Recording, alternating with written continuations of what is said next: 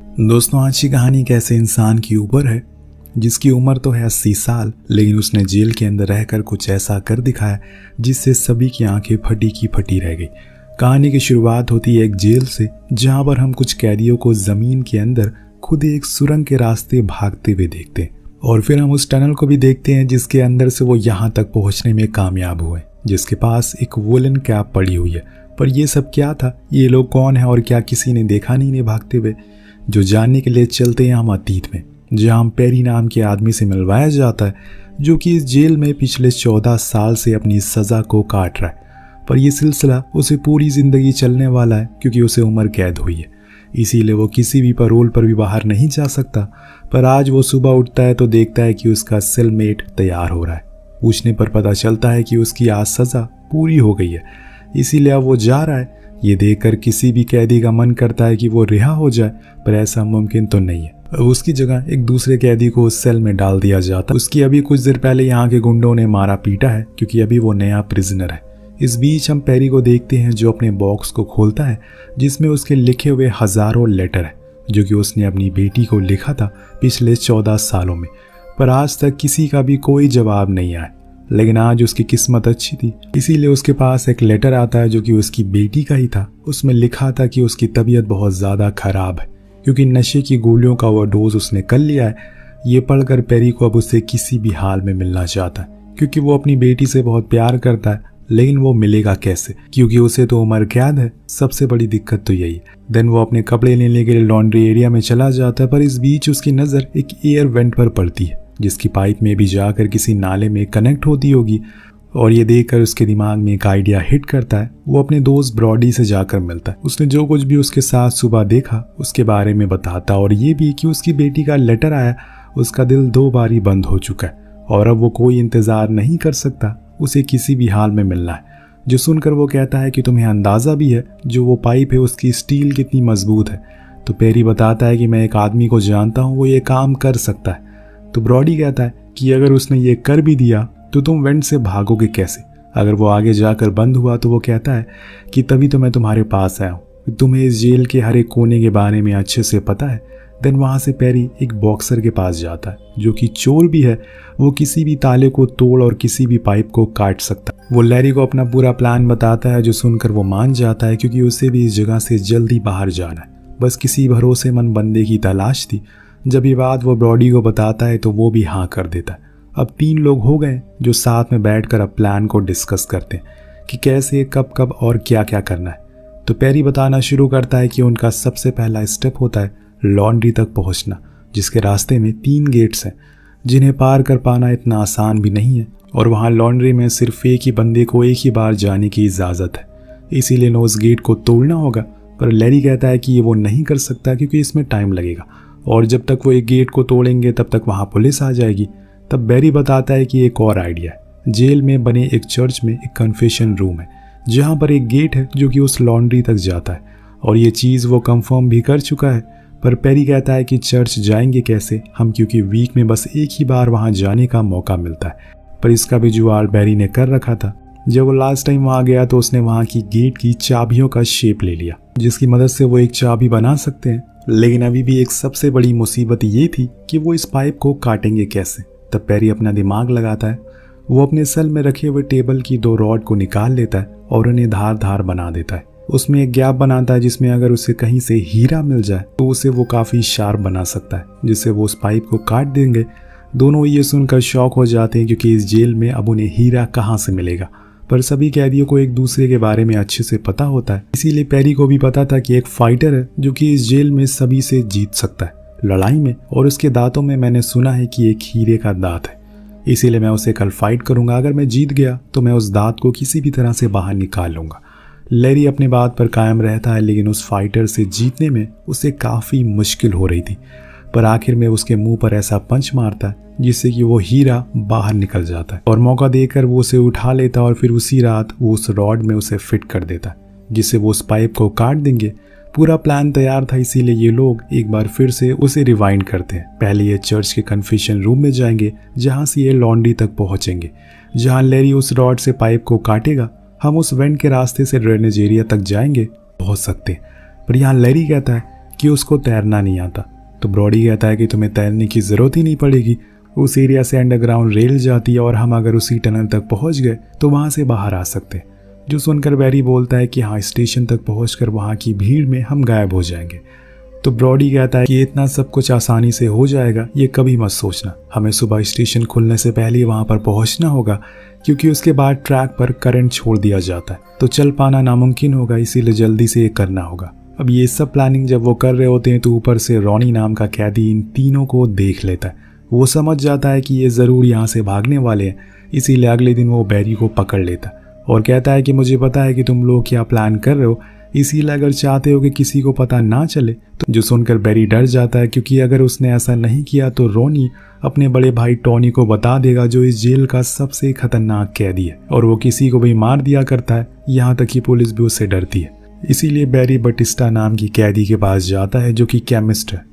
उसका काम लैब में भी होता है ज़्यादातर, पर उसने कई दिनों के लिए पाउडर बनाया है, इसीलिए ब्रॉडी उसको काम बताता और अपना प्लान भी कि अगर उसने ये कर दिया तो वो उसे लेकर यहाँ से फरार हो जाएगा। बटिस्टा मान जाता और डील को डन करता है। देन अगले दिन वो उसे वो पाउडर बना कर दे देता है, जिसे लेने के लिए रॉनी आता है और वो उसे दे देता है। पर जब वो कैसी को देखता है जो कि पेरी के सेलमेट था, उसने उसके साथ बाहर बहुत गलत काम किया था, इसीलिए आज वो उसके साथ फिर से वही करता है। लेकिन पेरी उसे बातों में फंसा देता है और खुद की ओर आने को कहता है ताकि वो उस पाउडर को लेकर वहां से निकल जाए। तो रॉनी तो आधा पागल ही था, वो उसको देखकर और गुस्से में आ जाता है, जिससे कि वो उसके साथ फिर से वही कुछ करने लगता है। लेकिन कैसी को यहाँ आ जाता है गुस्सा और वो वहीं पड़ी चेयर से उसके ऊपर दे मारता है और तब तक मारता रहता है तब तक जॉनी अधमरा ना हो जाए। यहाँ तक कि दम भी घोटने की कोशिश करता है, लेकिन पेरी उसे रोकता है, क्योंकि अगर वो यहाँ पर मर गया तो बड़ी मुसीबत हो जाएगी। उधर रॉनी मदद के लिए बाहर जाता है पर कोई उसकी मदद नहीं करता। इसी बीच उसका पैर सीढ़ियों पर स्लिप हो जाता है, जिस चक्कर में वो नीचे जाकर बड़ी ही दर्दनाक मौत मारा जाता है। उधर ऊपर उसके साथी ने सब कुछ देख लिया था, इसीलिए वो उस पाउडर को लेकर फरार हो जाता है। जब वो उसे कंज्यूम करता है तो उसकी वहीं मौत हो जाती है और ये भी प्लान का हिस्सा था जो कि बटिस्टा और पेरी ने मिलकर बनाया था। जब टोनी को अपने भाई के बारे में पता चलता है तो सभी से वो पूछता है। सभी बताते हैं कि उन्होंने उसे आखिरी बार पेरी के सेल में देखा था और इसीलिए वो उसके पास जाता है पूछताछ के लिए, जहां वो उसे बार बार एक ही सवाल करता है कि उसने कुछ किया उसके भाई के साथ या नहीं। पर पेरी चुप रहता है। तब वो टोनी उससे कहता है कि अगर तुमने सच नहीं बोला तो मैं तुम्हारी बेटी को मरवा दूंगा। ये सुनकर पेरी डर जाता है, क्योंकि वो जानता है कि ये यही जेल में बैठे बैठे कुछ भी करवा सकता और किसी भी हालत में अपनी बेटी को वो खोना नहीं चाहता। इसीलिए वो उसे सच बता देता है, जिसके बाद टोनी कहता है कि तुम उसे आज रात मेरे सेल में लेकर आना, वरना अंजाम बहुत बुरा होगा। दरअसल दोस्तों, आज की रात इन्हें भागना भी है, इसीलिए अब चीज़ें और भी बिगड़ने लगी है, क्योंकि अगर वो वहाँ से चला गया तो भागेगा कैसे। यही सब वो सोचते हुए ब्रॉडी के पास जा रहा होता है कि इतने में एक गार्ड उसे आकर बताता है कि कोई है जो तुमसे मिलने के लिए आए। अब पेरी भी हैरान हो जाता है कि आखिर उसे मिलने कौन आ सकता है। सब तो उससे दूर हो गए, पर वो फिर भी जाता है तो उसे वहां पर एक लेडी मिलती है जो बताती है कि उसकी बेटी की मौत हो गई है। अब ये सुनकर पेरी की तो दुनिया ही उजड़ गई थी। ये क्या सुन लिया, अपनी बेटी के लिए ही तो वो ये सब कर रहा था, पर अब तो उसके पास कोई भी मकसद नहीं है, कोई भी वजह नहीं है यहाँ से बाहर जाने की। इसी सोच में मायूस होकर वो अपने सेल में चला जाता है, जहाँ पर कुछ ही देर बाद कैसी आता है, जो उसको ऐसे मायूस देकर पूछता है कि क्या हुआ। तब पेरी उसे बताता है कि तुम्हें टोनी के सेल में जाना होगा और वो चाहता है कि मैं तुम्हें लेकर जाऊं, लेकिन तुम ये रखो और ऊपर वाले फ्लोर में लेकर जाओ। दरअसल वो उसे अपनी बेटी की तस्वीर देता है और खुद की जगह उसे यहाँ से भाग जाने को कहता है, क्योंकि जब से ही वो यहाँ पर आया है उसको देखकर पेरी को अपनी बेटी की याद आती है, क्योंकि वो भी उसकी ही एज की थी। वो किसी की जवानी बर्बाद होते हुए नहीं देख सकता। उधर हम देखते हैं कि बटिस्टा, लेरी और ब्रॉडी ये तीनों ही उस कन्फेशन रूम तक पहुंच गए हैं और वहां से उन्हें अब लॉन्ड्री तक जाना है, जिसके लिए वो उसी गेट के साइड में बने एक वेंट को खोदते हैं। इतने में जिस शाफ्ट से ये लोग यहाँ तक आए थे उसी से कैसी भी वहाँ पहुँच जाता है। उसको देखकर ब्रॉडी बहुत गुस्सा करता है और पूछता है कि वो कहाँ पर है। तो उसे पेरी की बेटी की फ़ोटो दिखाता है वो, जो देखकर वो समझ जाता है कि उसने ही उसे भेजा है। इतने में हमें पता चलता है कि वो गड्ढा खुद चुका है, इसीलिए अब ये एक एक करके सभी उसके अंदर जाने लगते हैं। लेकिन ब्रॉडी की वुलन हैट वहीं रह जाती है और कुछ यही सीन है ये कहानी की शुरुआत में हमें देखा था, और ये यही सीन है जो हमने कहानी की शुरुआत में देखा था। अभी तक आपको समझ आ गया होगा कि कैसे ये यहाँ तक पहुंचे, लेकिन अब इसके आगे ये कहानी जब देखेंगे तो आपको पता लगेगा कि ये प्लान कितना खतरनाक है। अब कुछ ही देर बाद हम उस जगह पर पेरी को भी देखते हैं जिसने अपना फैसला बदल लिया है। वो उस हैट को लेकर नीचे चला जाता है जहाँ उसको देखकर सभी लोग बहुत खुश थे। अब बारी आती है लैरी और उसके बनाए हुए उस टूल की, जिससे कि वो स्टील शीट को तोड़नी है। इसीलिए वो अपने इस काम पर लग जाता है और उसे हीरे की मदद से उस शीट को तोड़ देता है। लेकिन इसमें बहुत ज़्यादा टाइम लग जाता है, जिससे इन्हें आगे शायद कुछ मुश्किलें तो होंगी। उस स्टील को काटने के बाद ये सभी लोग वहाँ से रेंगते हुए आगे की ओर जा रहे थे। इन्हें एक गेट मिलता है जो कि ड्रेनिंग का था, लेकिन उसको खोलने पर इनके होश उड़ जाते हैं क्योंकि वहाँ पर बहुत ही बड़ा कुआं था जो कि इनकी सोच से भी बड़ा था। ऊपर से भी पानी आ रहा था। तभी ब्रॉडी को नीचे एक और गेट मिलता है, इसीलिए सभी नीचे की ओर जाते हैं और उस गेट को खोलकर उसके अंदर चले जाते हैं, जो एक सुरंग थी और वो ज़मीन के कई फुट नीचे बनी हुई थी। इसके बारे में ब्रॉडी को नहीं पता था क्योंकि उसे बताया गया था कि ड्रेनेज की एक टनल होगी, पर यहाँ तो कुआं है। खैर, वहाँ पर अंधेरा होने के कारण ये सभी मशाल जलाते हैं और उसी को लेकर आगे की ओर बढ़ते हैं। पर इतने में कैसी एक दीवार से टकरा जाता है, यानी कि अब इसके आगे का रास्ता नहीं है। सभी बहुत मायूस हो जाते हैं क्योंकि अब वो सभी यहीं पर फंस चुके हैं। अब वापस जाने के अलावा इनके पास कोई चारा नहीं है। अगर यहाँ पर रहे तो भूख और प्यास के कारण मारे जाएंगे। तभी कैसी शिट कह देता है, जो सुनकर ब्रॉडी को बहुत गुस्सा आता है क्योंकि उसने तो कोई भी मेहनत करी ही नहीं है। वो तो बस ऐसे ही हलवा लेने के लिए आ गया। वो उसे मारता भी है तो पर वो मुक्का जाकर पीछे दीवार पर गिरता है, जिससे कि एक होल बन जाता है, जो देखकर सब समझ जाते हैं कि ये दीवार अभी कच्ची है। इसीलिए अब एक एक करके जितने भी उसमें रॉड थे वो सभी उस पर मारने लगते हैं और देखते ही देखते वहाँ पर एक बड़ा सा होल बन जाता है, जिसमें सबसे पहले ब्रॉडी अंदर जाता है ताकि आगे आने वाली दीवार को धक्का देकर गिरा सके। पर ऐसा करने पर वहाँ की मिट्टी धंस जाती है, जिसमें वो भी फंस जाता है और वो समय रहते ही सभी दोस्त उसे हाथ को पकड़ लेते हैं और खींचकर बाहर निकालते हैं। अब जब एक एक करके सभी इस पार आते हैं तो उन्हें पता चलता है कि वो किसी पुराने अंडरग्राउंड स्टेशन पर हैं जो कि सालों से बंद पड़ा हुआ है। लेकिन उन्हें इतना तो पता चल गया है कि वो सही रास्ते पर जा रहे हैं। पर अब इनके पास 1 ही घंटा बचा हुआ है। पर ब्रॉडी बहुत ज़्यादा जख्मी है, इसीलिए वो चल नहीं पाता।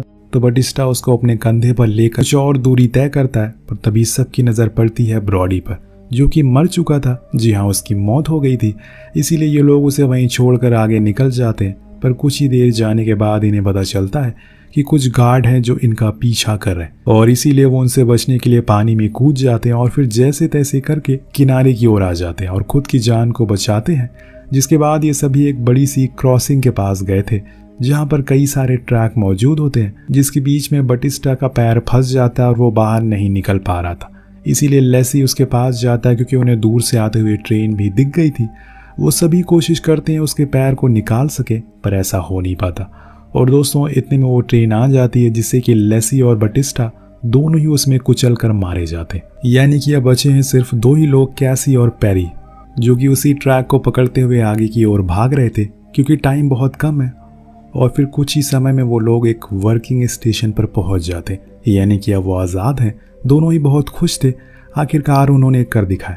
पर इस बीच हमें पता चलता है कि पेरी जख्मी है, इसीलिए वो कैसी को पहले जाने को कहता है, जो वहाँ से भागकर बाहर निकल जाता है। और फिर पीछे पीछे पेरी धीरे धीरे अपने कदम बढ़ाता है। वो ऊपर जा रही सीढ़ियों को देखकर बहुत खुश हो रहा था क्योंकि वो उनकी आज़ादी की सीढ़ियाँ थी। पर इतने में दोस्तों उसे पीछे से कोई मार देता है और यहाँ खुलता है इस कहानी का असली ट्विस्ट। असल में ये सब जो कुछ भी हो रहा है वो सब कुछ पेरी टोनी को बता रहा है, और वो उसकी इमेजिनेशन थी। बस वो कभी इस जेल से भागा ही नहीं क्योंकि उसके पास कोई मकसद ही नहीं था उसकी बेटी की मौत के बाद। इसीलिए उसने कैसी को खुद की जगह जाने को कहा, और वो चारों लोग जिंदा भी है और अब आज़ाद भी हैं। जो विजुअल हमें दिखाए जाते हैं वो सभी उस कन्फेशन रूम से भागे थे। मतलब वो टोनी को बता रहा है कि वो चारों मर गए, लेकिन असल में वो चारों जिंदा हैं और आज़ाद हैं। वो ऐसा इसलिए कर रहा है ताकि टोनी उनके पीछे ना पड़े।